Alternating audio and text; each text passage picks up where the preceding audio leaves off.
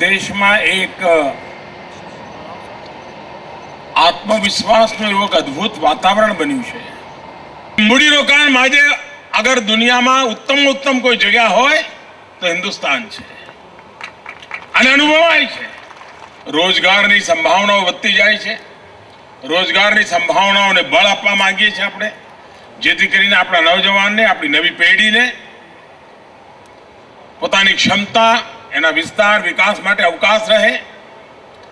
અને ગુજરાતમાં જે આપણે યાત્રા આરંભ કરી, જેના કેન્દ્રમાં માત્ર ને માત્ર વિકાસ, આજે દેશમાં પણ આ વિકાસનું વાતાવરણ બની રહ્યું છે અને જેનો લાભ આવનારી પેઢીઓને મળતો રહેવાનો છે, લાંબા ગાળા સુધી મળતો રહેવાનો છે.